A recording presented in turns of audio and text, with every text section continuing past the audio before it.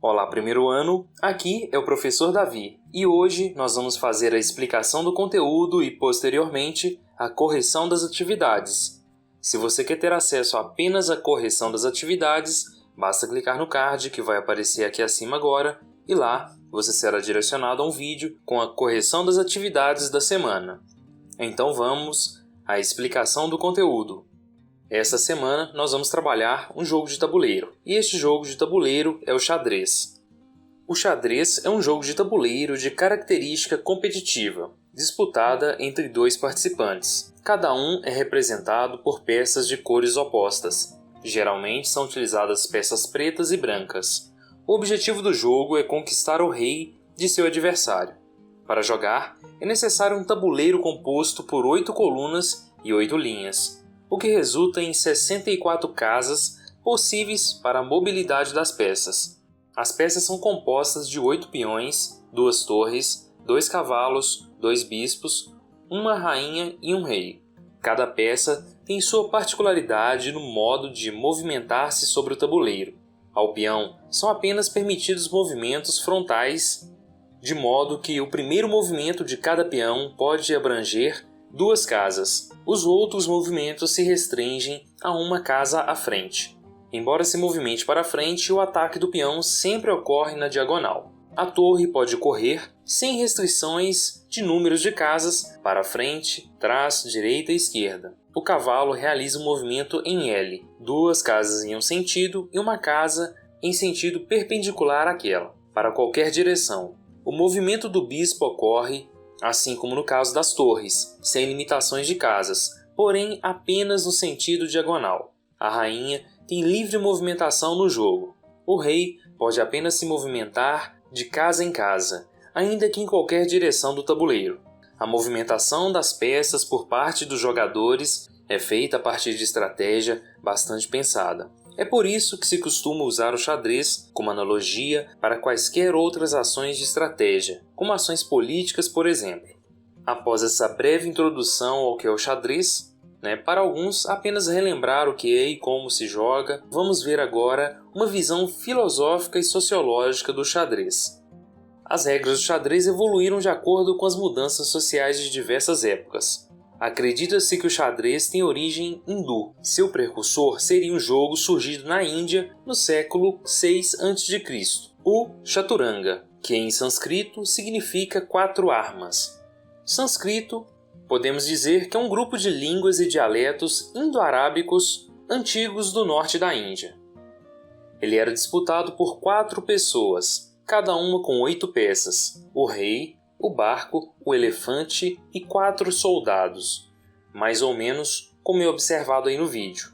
A ordem dos jogadores era definida por lances de dado. Não havia rainha, o que refletia uma discriminação sexual vigente na época.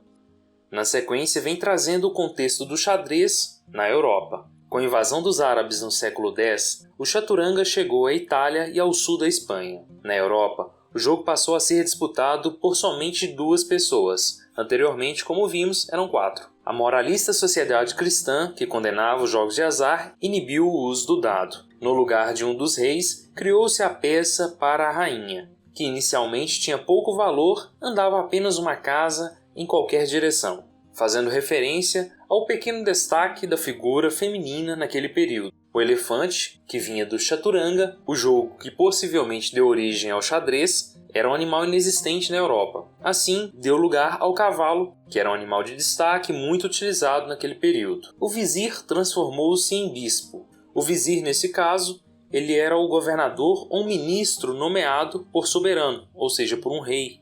E neste caso aqui passou a ser o bispo, pois a igreja tinha uma enorme influência naquele período. E por último, o barco deu origem à torre, simbolizando os castelos europeus. E ainda coloca uma informação importante que o roque é uma jogada muito estratégica do xadrez, em que o rei se protege usando a torre como anteparo, representa o refúgio dele em seu castelo. Então tem todo um contexto aí envolvido na recriação, na reconstrução do xadrez na Europa. Na sequência vem trazendo o poder feminino no xadrez. No século XIX, com a ascensão das rainhas Isabel II na Espanha e a rainha Vitória na Inglaterra, deram força à rainha no xadrez. Hoje a peça se movimenta em quantas casas quiser em qualquer direção, e é a mais ofensiva do jogo, mas não ameaça a supremacia do rei, demonstrando que ainda temos um contexto machista na jogabilidade do xadrez, como aponta o autor, e o checkmate continua sendo aplicado somente a ele, no caso, o rei. As próximas alterações no xadrez foi a representatividade das classes menos favorecidas, no caso o peão. O peão, quando chega à última linha do lado adversário, pode ser trocado por qualquer peça, exceto o rei. A jogada reflete o pensamento liberal dos séculos XVIII e XIX, segundo o qual qualquer pessoa podia subir na vida, embora jamais chegasse a rei. Então essas limitações sociais. E por último, o preconceito.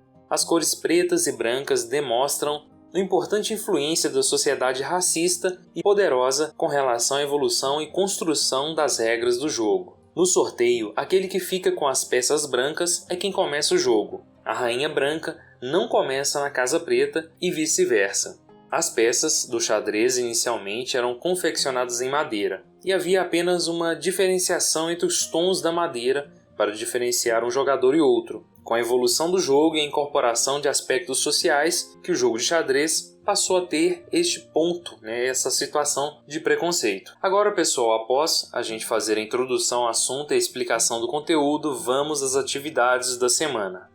Atividades. Como vimos, o tema principal trabalhado essa semana é o xadrez, e na sequência temos algumas atividades a serem resolvidas. Vamos então às possibilidades de resposta para a atividade 1. Atividade 1. O xadrez teve seu início com regras diferentes das dos dias atuais, mas com uma complexidade tão alta quanto a de agora. Quais as peças utilizadas na origem do xadrez? E aqui como resposta, pessoal, eu coloquei o seguinte: as peças utilizadas no início do xadrez, no jogo de chaturanga, que provavelmente é o jogo que deu origem ao xadrez, eram, no caso utilizadas, o rei, o barco, o elefante e 4 soldados. Tá certo? Fica esta possibilidade de resposta para a atividade 1. Vamos agora à atividade 2. Atividade 2. No texto, a última das regras se refere às cores preta e branca do xadrez, que correlacionam uma situação latente em nossa sociedade atual, o racismo. Mas como percebido, a sociedade influenciou diretamente nas regras, realizando mudanças reais no jogo bem como na realidade social de cada era. Deu uma sugestão de alteração da regra referente às cores do xadrez. Mas atenção, a mudança deve ser funcional. Esta questão exige uma resposta, em parte, pessoal, que é uma sugestão que você deve dar. E assim eu fiz para colocar uma possibilidade de resposta aqui. Eu coloquei o seguinte: eu mudaria as cores para amarelo e verde, extinguindo assim a conotação racista atribuída às cores e regras de início de partida. Ok, pessoal? A possibilidade de cores aqui é muito grande e é em parte pessoal. Eu escolhi apenas amarelo e verde para fazer alusão às cores que representam o nosso país, amarelo, verde e azul da bandeira, tá certo? Utilizei apenas o amarelo e o verde. E aqui, com a atribuição dessas cores, a gente exclui essa conotação racista que é atribuída às peças do xadrez quanto ao início da partida. Quem fica com as peças brancas começa a partida, além do posicionamento das rainhas no tabuleiro de jogo no início da partida. Ok, pessoal? Aqui é uma resposta tranquila e com base na que eu construí aqui para vocês, vocês conseguem desenvolver a resposta desta questão aí. Ok? Vamos à atividade 3.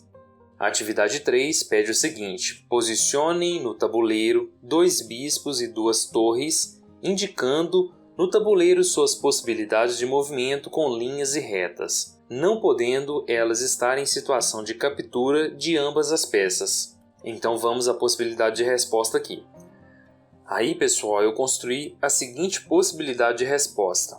Temos 2 torres e 2 bispos. A gente sabe muito bem que a torre se movimenta na horizontal e vertical, e o bispo sempre na diagonal. Essa questão é um pouco confusa, porque ela não fala se as peças posicionadas são do mesmo jogador ou de jogadores opostos. Então, eu construí uma resposta que funciona tanto para peças do mesmo jogador quanto de jogadores opostos.